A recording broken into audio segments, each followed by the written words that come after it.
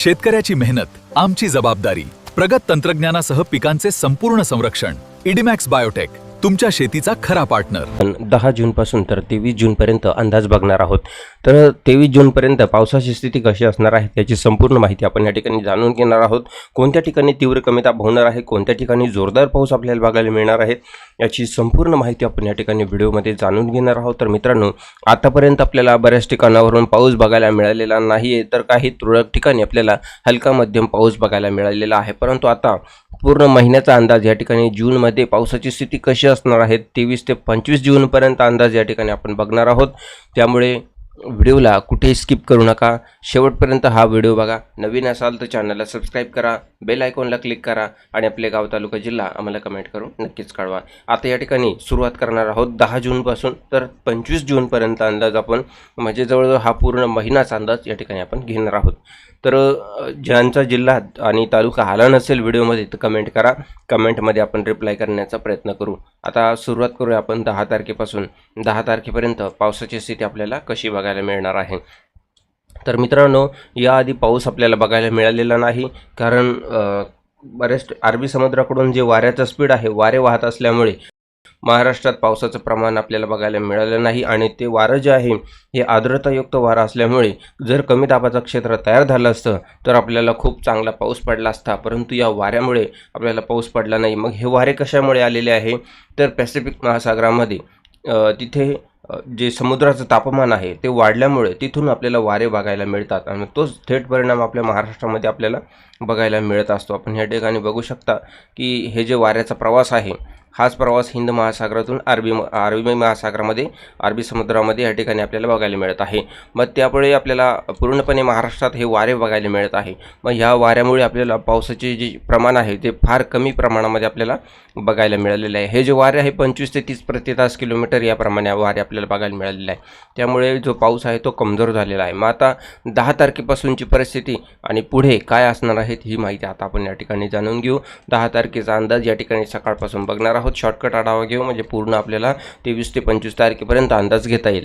10 तारखेला जर बघितलं तर किनारपट्टीला आपल्याला हलक्या पावसाची शक्यता फक्त सिंधुदुर्ग, रत्नागिरी आणि सांगली, कोल्हापूर या भागात आपल्याला 10 तारखेला बघायला मिळत आहे. बाकी कुठेही आपल्याला पावसाची शक्यता नाही. 11 तारखेला जर बघितलं तर 11 तारखेला कोणत्या भागात पाऊस आहे आपण या ठिकाणी बघूया. 11 तारखेला सुद्धा या ठिकाणी पावसाची शक्यता आपल्याला कुठेही बघायला मिळत नाही. झालं तर सिंधुदुर्गामध्ये हलक्या पावसाची शक्यता आहे. बाकी इतर भागात बघितलं तर आपल्याला कुठेही पावसाची शक्यता बघायला मिळत नाही 11 जूनला. आता 12 जूनची परिस्थिती आपण या ठिकाणी बघणार आहोत. 12 जूनला पावसाची शक्यता कशी आहे तर 12 जूनला पावसाची शक्यता जर बघितली तर आपल्याला या ठिकाणी कोल्हापूर, सोलापूर आणि सांगली, सिंधुदुर्ग या ठिकाणी 12 तारखेला बघायला मिळू शकते. सोलापूरचा भाग कमी आहे, सांगलीपर्यंत पाऊस बघायला मिळत आहे. त्याचप्रमाणे 13 तारखेला सकाळच्या वातावरणामध्ये जर बघितलं तर या ठिकाणी भोकर आहे, पेटुंबरीचा काही भाग आहे, धर्माबाद आहे, या ठिकाणी आपल्याला हलक्या पावसाची शक्यता बघायला मिळू शकते. त्यानंतर 13 तारखेचा अंदाज दुपारनंतरचा बघूया. दुपारनंतर पावसाची स्थिती कशी असणार आहे तोच पाऊस या ठिकाणी आपल्याला बघायला मिळत आहे. कोल्हापूर, सांगली, रत्नागिरी या ठिकाणी पावसाची शक्यता 13 तारखेला आहे. संध्याकाळनंतर 13 तारखेच्या अंदाजामध्ये जर बघितलं तर हलक्या स्वरूपाचा पाऊस आपल्याला पुण्याच्या काही भागात, सांगली, सातारा, रत्नागिरी, कोल्हापूर या ठिकाणी बघायला मिळेल. तर चंद्रपूर, नागपूर, अमरावती या ठिकाणी क्वचित हलका पाऊस पडू शकतो, वातावरण होईल, पण शक्यता फार कमी आहे 13 तारखेला. आणि यामध्ये जर काही बदल झाला तर आपल्याला व्हिडिओच्या माध्यमातून सांगण्याचा प्रयत्न असेल. त्यामुळे व्हिडिओला लाईक करा आणि चॅनलला सबस्क्राईब करून ठेवा. आता 14 तारखेचा अंदाज या ठिकाणी आपण घेत आहोत. 14 तारखेच्या अंदाजामध्ये जर बघितलं तर आपल्याला पावसाची शक्यता या ठिकाणी भंडारामध्ये, साकोलीचा काही भाग आहे, तुमसर, तिरोडा, गोंदिया या ठिकाणी आपल्याला बघायला मिळत आहे. तसेच उमरेड आहे, पवनी आहे, धरमपुरीचा काही भाग या ठिकाणी आहे, चिमूरचा काही भाग आहे, अरमोरी आहे, या ठिकाणी आपण बघू शकतो. गडचिरोली, मूल, चामोर्स या ठिकाणी आपल्याला बघायला मिळत आहे.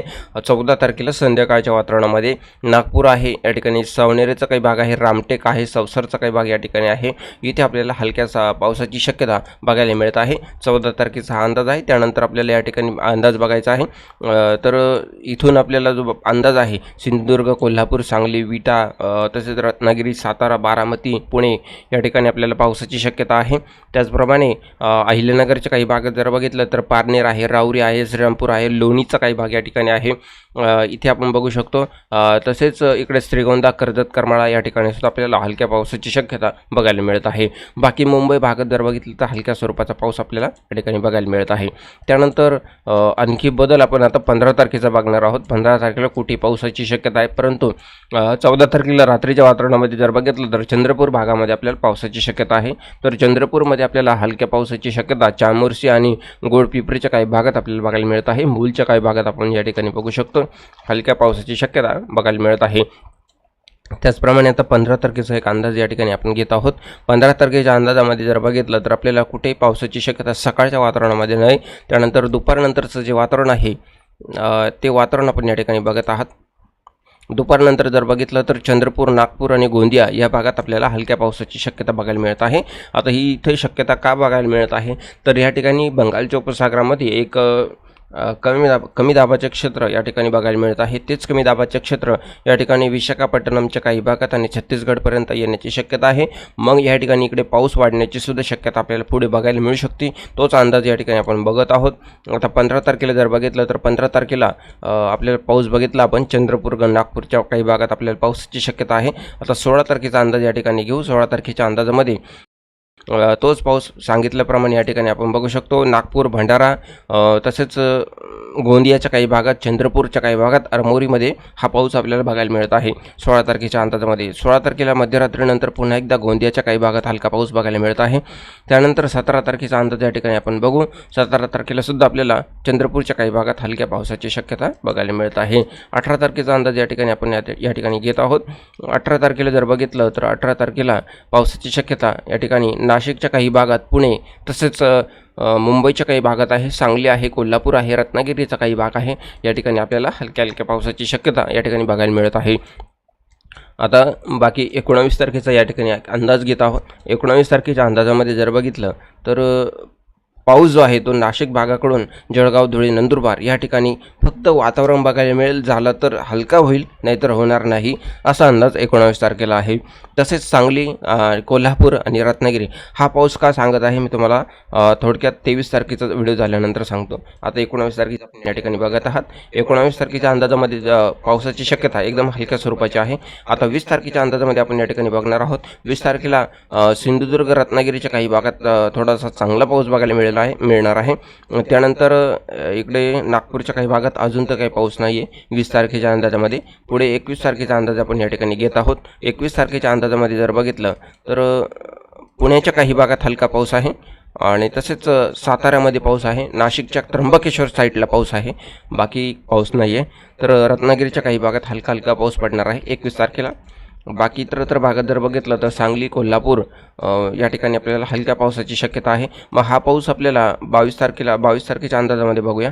22 तारखेला या ठिकाणी आपण बघू शकतो की विशाखापट्टणमजवळ एक कमी दाबाचे क्षेत्र आपल्याला या ठिकाणी बघायला मिळालेले आहे. मग त्याचा काही परिणाम आपल्या महाराष्ट्रात होईल का ते बघूया. तर 22 तारखेला जर बघितलं तर 22 तारखेला सुद्धा नाशिक, पुणे, सोलापूर आहे, तसेच सांगली आहे, सातारा आहे, रत्नागिरी आहे, सिंधुदुर्ग आणि कोल्हापूर हा पाऊस आपल्याला किनारपट्टीला का बघायला मिळत आहे. आपण या ठिकाणी लक्ष देऊन बघा. हे बाष्पयुक्त वारे जे आहे, बाष्पयुक्त वारे, आर्द्रतायुक्त वारे आहे, हे वारे वाहत असल्यामुळे हे सलग आपल्याला समुद्रातून येत आहे आणि ते समुद्रातून आल्यानंतर जमिनीला धडकत आहे. मग तिथे आपल्याला तो पाऊस बघायला मिळत आहे, तो पण हलका स्वरूपाचा आहे. कुठल्याही प्रकारचा जोरदार पाऊस या ठिकाणी आपल्याला बघायला मिळत नाही. आर्द्रतायुक्त वारे असल्यामुळे तोच आपल्याला हलका पाऊस बघायला मिळत आहे. आणि 23 तारखेच्या अंदाजामध्ये जर बघितलं तर 23 तारखेच्या अंदाजामध्ये सुद्धा तीच परिस्थिती आपल्याला बघायला मिळत आहे. म्हणजे ह्या पावसाचा जोर जो आहे तो पावसाचा जोर आपल्याला कुठेही बघायला मिळत नाही आहे. 23 ते 25 तारखेपर्यंत हीच परिस्थिती आपल्याला महाराष्ट्रात बघायला मिळणार आहे. म्हणजे मेन हा जो मोठा पाऊस आहे, धमाकेदार किंवा विजांचा कडकडाट आणि अतिवृष्टीसारखा पाऊस आपल्याला 23 ते 25 जूनपर्यंत कुठेही बघायला मिळणार नाही. परंतु यामध्ये जर काही बदल झाला तर आपल्याला व्हिडिओच्या माध्यमातून सांगण्याचा प्रयत्न असेल. आणखी काही जर नवीन बदल आला तर आपल्याला रोजच्या व्हिडिओमध्ये आपल्याला बघायला मिळणार आहे. त्यासाठी रोजच्या व्हिडिओ बघण्यासाठी चॅनलला सबस्क्राईब करा, व्हिडिओला लाईक करा. नवीन व्हिडिओ